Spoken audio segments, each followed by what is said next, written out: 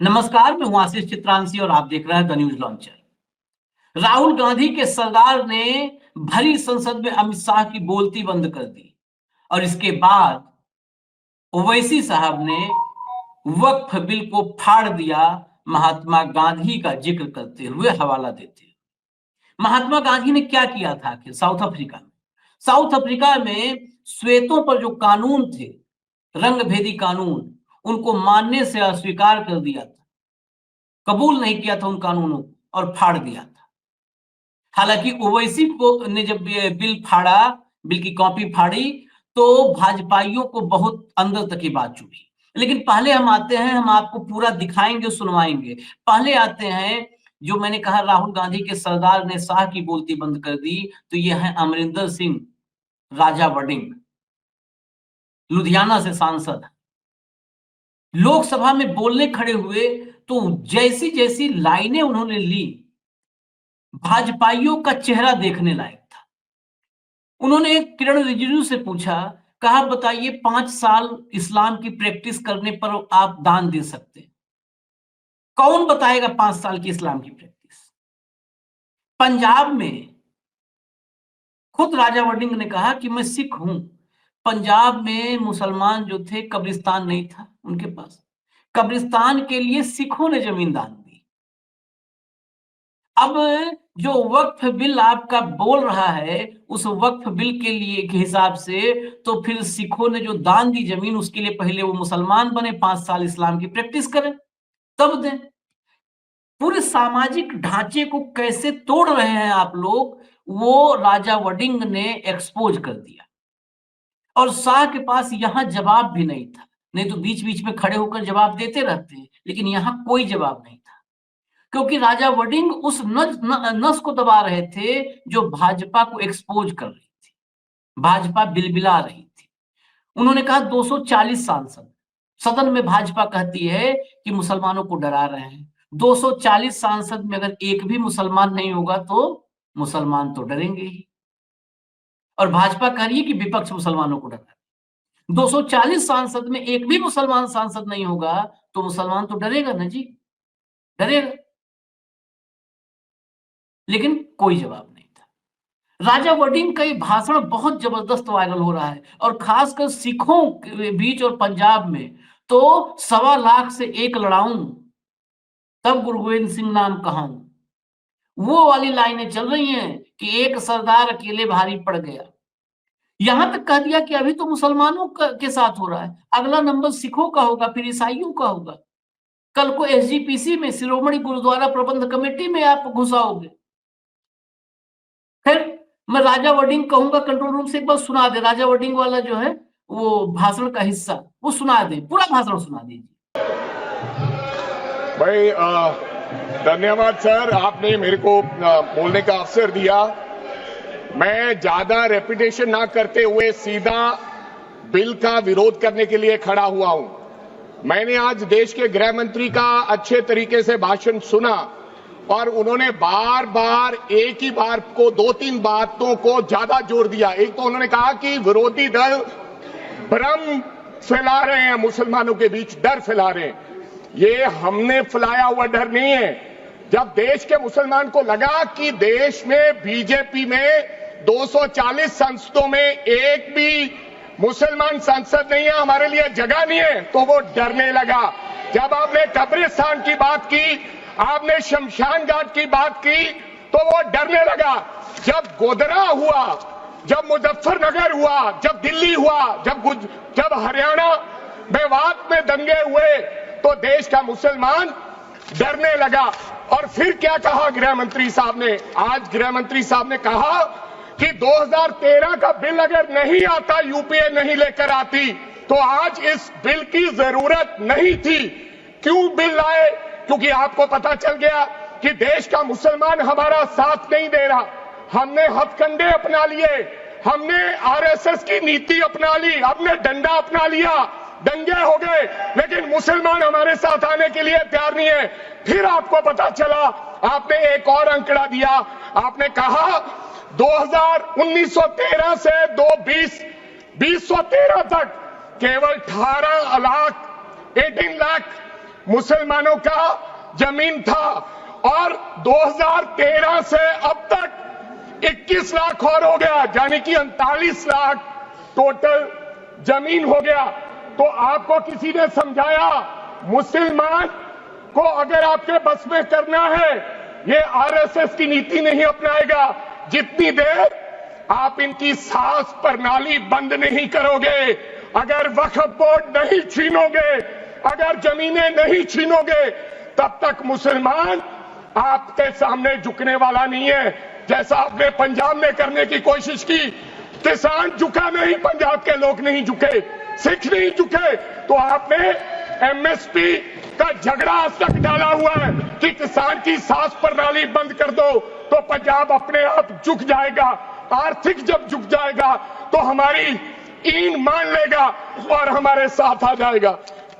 आदरणीय सर, आपने बार बार कहा, आज गृह मंत्री साहब ने कहा गवर्नमेंट प्रॉपर्टी पर किसी का अधिकार नहीं है, पंचायत की जमीन कोई दान नहीं दे सकता है। मैं आपको इसके पीछे लोचा क्या है, इसके पीछे छुपा हुआ राज क्या है।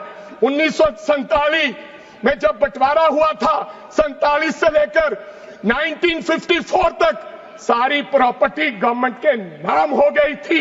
उसके बाद 1954 में एक्ट बना, तो वो एक्ट में सर्वे हुआ 1961 टू 1970। सर्वे किसने किया? कलेक्टर ने। अगर पंजाब की, हरियाणा की, हिमाचल की बात करूं तो डिविजनल कमिश्नर अंबाला बैठते थे, उन्होंने सर्वे किया, तहसीलदारों ने सर्वे किया, तो वक्फ बोर्ड को यह जमीन देने का काम किया। अब क्या हो गया? जैसे राहुल गांधी कर्नाटक में भाषण देते हैं, गुजरात में मुकदमा दर्ज होता है, सजा हो गई। गवर्नमेंट की प्रॉपर्टी तो 1947 और 1954 में तो सारी प्रॉपर्टीज गवर्नमेंट की थी। अब एक बंदा खड़ा होगा तो वो कहेगा कि यहां पर ये गवर्नमेंट की प्रॉपर्टी है, डिस्प्यूट होगा, तो आप वक्फ बाय यूजर का अधिकार खत्म कर दोगे कि ये तो जमीन गवर्नमेंट की थी, आप उसकी जमीन छीन लोगे।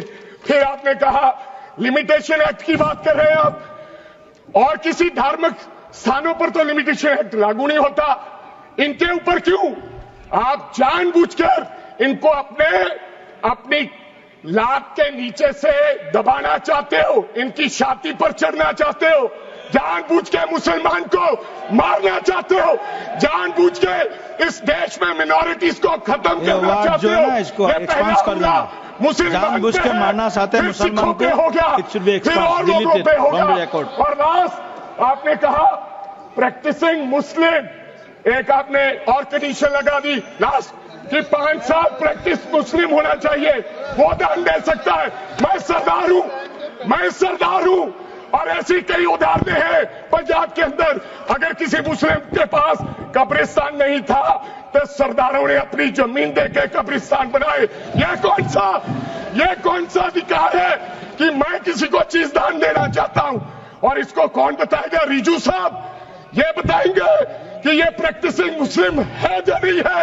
ये सरासर अन्याय है। कल को श्रोमणी गुरुद्वारा प्रबंधक कमेटी 1925 का सिखों का जो एक्ट है, आप उसमें भी संशोधन करेंगे। आपको लगता है पहले मुस्लिम मारेंगे, फिर सिख मारेंगे, फिर क्रिश्चियन मारेंगे? ये आपकी सोच है और मैं बिल का विरोध करता हूं। This all words should be deleted from the record. सुना आपने? अब हम आते हैं ओवैसी पर। ओवैसी ने इसे असंवैधानिक बताया इस बिल को, और फिर मैंने जो गांधी जी की कहानी बताई, गांधी जी साउथ अफ्रीका में कैसे अंग्रेजों से भिड़ गए थे, अंग्रेजों के उस कानून के खिलाफ खड़े हो गए थे और उस कानून को फाड़ दिया था, उस बिल को। उन्हीं का हवाला देकर के गांधी के रास्ते पे चले तो फिर भाजपाई बिल लाई। जगदंबिका पाल बिल को फाड़ने को असंवैधानिक बताने लगे। जगदंबिका पाल के बारे में बता दूं, कल अखिलेश यादव ने जब कहा था तो मैं कह रहा था, उस समय भी मैंने कहा था कि आधे भाजपाई मुंह छुपा रहे थे। जब एक्स की बात की, एक्स मतलब एक्स कांग्रेसी, आधे तो दूसरी पार्टियों वाले भाजपा के सांसद बन के बैठे हुए हैं। ये जो जगदंबिका पाल मुसलमान हित में ये बिल ला रहे हैं, जेपीसी की अगुवाई कर रहे थे, मोदी जी लिए जो है कवच बन के खड़े हो जाते हैं, ओवैसी को असंवैधानिक ओवैसी के कृत्य को बता रहे थे। ये जगदम्बिका पाल खाटी कांग्रेसी 1987 में ये उत्तर प्रदेश की कांग्रेस की सरकार में मंत्री थे, वन मंत्री। और विशुद्ध रूप से ये इनकी पत्नी स्नेहलता पाल बस्ती नगर पालिका चेयरमैन रही। इन्होंने इनकी राजनीति पूरी तरह से मुसलमानों के साथ गले लग करके इनकी पूरी राजनीति का इनका मतलब पराक्रम वो चरम था। उस चरम में इनकी राजनीति की एक ही खूबी थी, ये खूबी थी कि ये ईद में मुसलमानों के इलाकों में घर घर जाके मिलते थे, होली में सड़क पर निकलते थे, जो कहते हैं मूल कांग्रेसी स्वभाव, वो जगदम्बिका पाल का था। पत्नी कांग्रेस से, बेटे को इन्होंने राजनीति में लॉन्च करने, बेटा लॉन्च नहीं हो पाया।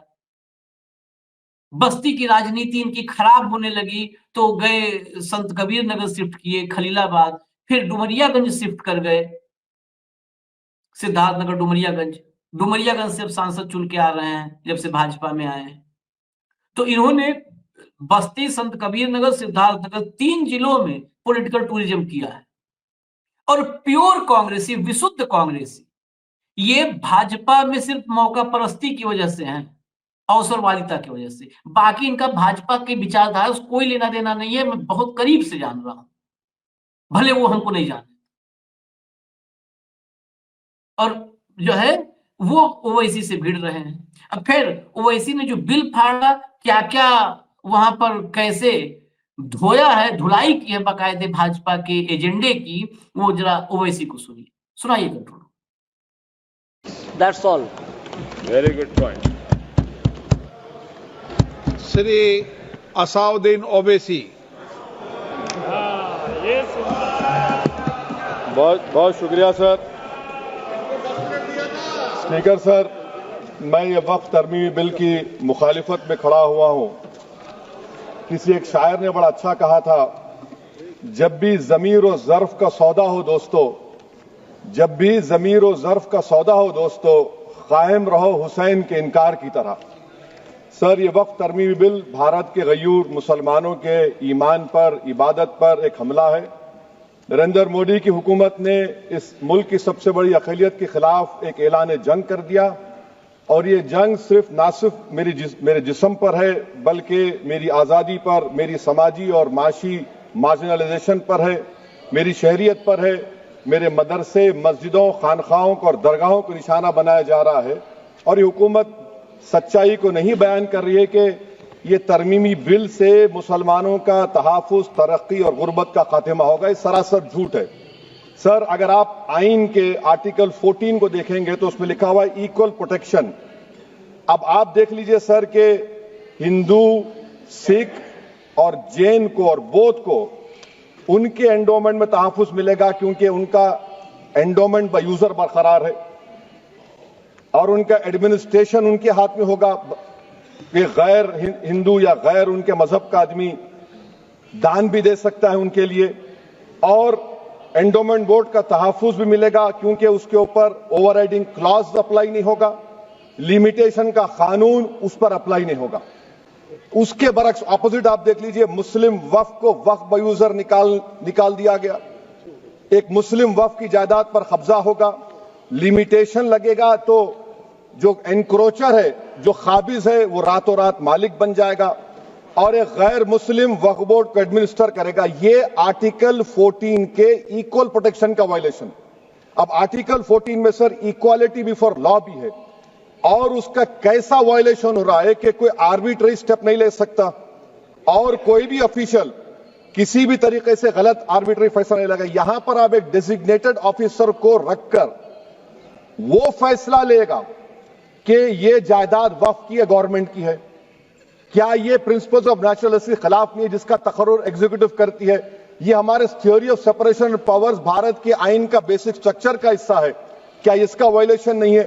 सर, आर्टिकल 25 का वायलेशन कैसे है कि आप मुसलमानों से वक्फ बाय यूजर छीन रहे हैं, और फिर आप कर्ब कर रहे हैं वक्फ वाल औलाद को, मगर वहीं पर दूसरे धर्म के मानने वालों को उनके मजहब पर चलने की पूरी इजाजत है।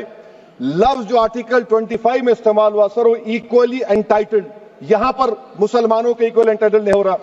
अभी हम गृह मंत्री का, वजीर दाखिला का यहां पर उनका हमने तकरीर सुनी, यहां पर वो ये कहते हैं वजीर दाखिला, शायद वो कटमुल्ला की जबान ना कह दें, वजीर दाखिला कहने पर वजीर दाखिला ने अपने बयान में कहा कि बोर्ड और काउंसिल जो होगा वो माने वक्फ इस्लाम से अलग है। सर अगर ये बात सच है आपकी, तो फिर आपको यह कानून बनाने की जरूरत ही नहीं है, आप एक नॉन स्टैट्यूटरी बॉडी बना दीजिए।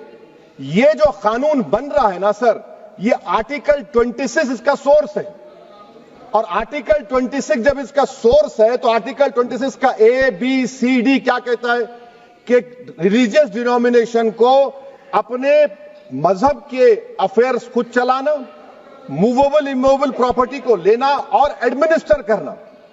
जब हिंदू धर्म को, बौद्ध धर्म को, सिखों को यह राइट दिया गया है, तो आप कैसे मुसलमानों से छीन रहे हैं? तो यह आर्टिकल 26 का ग्रेव वायलेशन है।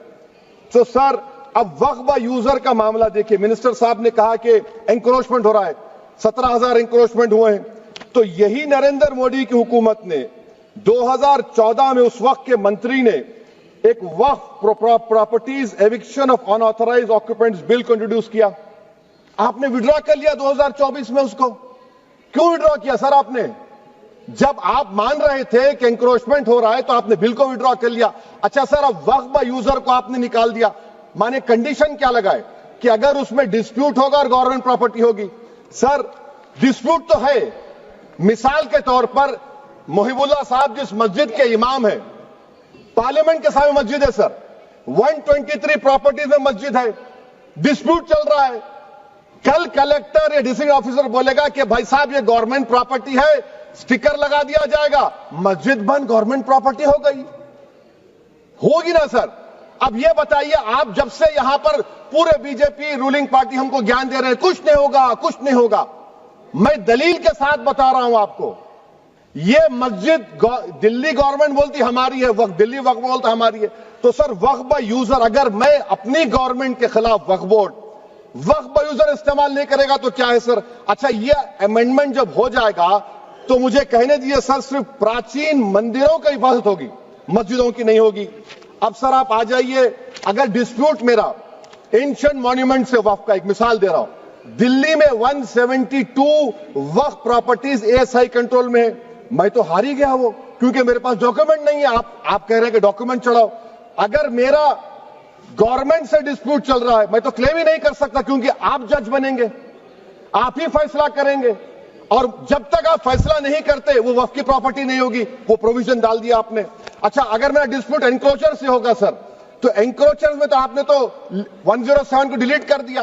आप रातों रात खाबिज को, एनक्रोचर को मालिक बना रहे हैं। सर मैं ये पूछना चाहता हूं आपके जरिए हुकूमत से, एक मुंबई में एक बहुत बड़े दौलतमंद है, खोजा बरादरी का यतीम खाना था, उन्होंने 2004 या 5 में 22 करोड़ में खरीद लिया। वो केस सुप्रीम कोर्ट में कि आप उनको मालिक बनाना चाहती है लिमिटेशन एक्ट अप्लाई करके, हमको बताइए, हम जानना चाह रहे हैं। और सच्चर कमेटी ने सर 2007 में कहा कि दिल्ली के 123 प्रॉपर्टीज की मार्केट वैल्यू 6,000 करोड़ की। आज हम 2025 में आ गए, क्यों आप उन प्रॉपर्टीज के खिलाफ पड़े हुए? 1976 में उस वक्त के वजीर आजम इंदिरा गांधी लेटर लिखा, इसको आप दे दीजिए, मगर आप उसको मानने को तैयार नहीं है। तो सर और एक जो झूठ फैलाया जा रहा है, management empowerment efficient development. Sir this bill takes any management from the hands of Muslims, disempowers the waqf in comparison to any other stakeholder, takes away the efficiency of administration and hampers development. Waqf disempowerment in the name of efficiency, inefficiency is being created. The progress of development from pre-independence till today is sought to be destroyed. Sir अभी हमारे home minister साहब ने फजल पुकाया case का जिक्र किया। Sir मैं आपसे गुजारिश करूंगा कि होम मिनिस्टर जरा अच्छे लोगों को रखकर इंफॉर्मेशन ले। फजल पुकाया का ऑबिटर क्या है? इट इज ऑबिटर, वो रेशो डिसोडेंडाई नहीं है जो आपने कहा है। अच्छा सर, शेड्यूल ट्राइब के बारे में कहा, क्या शेड्यूल ट्राइब में मुसलमान नहीं होते? शेड्यूल कास्ट में नहीं होता मुसलमान? शेड्यूल ट्राइब में मुसलमान होता तो क्या आर्टिकल 25 मेरा चला गया, आर्टिकल 26 चला गया, आर्टिकल 14 चला गया, 15 चला गया, 29 चला गया? लक्षद्वीप का एक मुसलमान एमपी है, क्या उसको राइट नहीं है क्योंकि ट्राइबल है? क्या कह रहे हैं आप? इस ऐवान को क्यों गुमराह कर रहे हैं आप शेड्यूल ट्राइब के नाम पर? सर, और एक चीज जो आपको बता रहा हूं सर, अब आप जब आर्टिकल 26 से मेरा सोर्स है, तो आप सेंट्रल वक्फ काउंसिल में 22 में से 10-11 आप नॉन मुस्लिम को बना सकते हैं। रिलीजन न्यूट्रल आपने कह दिया, और आप बनाएंगे, क्यों बनाएंगे आप? स्टेट वक्फ बोर्ड में 7 नॉन मुस्लिम होंगे और 4 मुसलमान क्यों होंगे? क्योंकि आप लॉ में 95 में डायरेक्ट मैनेजमेंट में ले सकते हैं 5 साल के लिए। आप वक्फ यूजर को आप कलेक्टर डिस्ट्रिक्ट ऑफिसर बोलेगा ये वक्फ की प्रॉपर्टी नहीं है, तो वो वक्फ बोर्ड खामोश बैठ जाएगा, कुछ एक्शन ही नहीं लगा क्योंकि वो आपके प्यादे हैं। अच्छा, जब आप नॉमिनेट करेंगे सर मैं मोदी गवर्नमेंट के खिलाफ नो कॉन्फिडेंस ला सकता हूं, मगर वक्फ बोर्ड का चेयरमैन जो नॉमिनेट होगा उसके खिलाफ नो कॉन्फिडेंस नहीं ला सकते, हम बिल्कुल नहीं ला सकते। क्या मजाक है बताइए आप? ये डेमोक्रेसी है? नॉमिनेट भी स्टेट गवर्नमेंट करेगी, वो अगर डिक्टेटर बन जाएगा जैसा आज भारत में हो रहा है तो वो भी नहीं हटेगा। कम से कम यहां पर तो इलेक्शन है, वहां पर तो आप 5 साल झेलते रहो उसको। अच्छा सर, अब ये जो क्लॉज 11 और क्लॉज 9 आप 16AA से देखिए, where the qualification of the members of the board has been limited only to 3 categories contained in 14(1)(c). Intention is very clear that the majority is to be packed with non-Muslims. So who will defend my interests, sir? If I cannot depend on the state waqf board, central waqf council, which are going to comprise non-Muslims, this in itself is a clear violation of Article 26, 14 and 15, sir. अच्छा sir, CO पहले 95 act में था कि word मुस्लिम, आपने गायब कर दिया उसको। अरे आखिर क्यों इतनी नफरत है आपके लफ्ज मुसलमान से? अच्छा, फिर क्या कह रहे हैं आप कि ये भी आर्टिकल 26 का वायलेशन है? सब जितने हिंदू धर्म के प्रॉपर्टीज हैं, सिख धर्म के हैं, बौद्ध के हैं और आपके जैन के, वहां पर उन्हीं के मजहब का ऑफिसर होगा, और कहां पर नहीं होगा? वक्फ बोर्ड में। Waqf board is a pure religious institution, इसको समझने की जरूरत है। तो आप ये कर दे रहे हैं सर। अच्छा सर, आप देखिए, अब आप आ जाइए ये ट्राइब्यूनल पर। मुझे समझ में नहीं आया सर कि हमारे होम मिनिस्टर वजीर दाखिला ने क्या कह दिया कि 2013 का जो कानून है वो नहीं बनता तो हम नहीं लेके आते। मैं बड़े अदब के साथ उनसे पूछना चाह रहा हूं कि क्या उस वक्त राजनाथ सिंह साहब, अडवाणी साहब, हमारी लेट सुषमा स्वराज, ये बड़े बड़े नेता यहां बैठे थे? आपने यूनानिमस उस कानून को पास करवा दिया।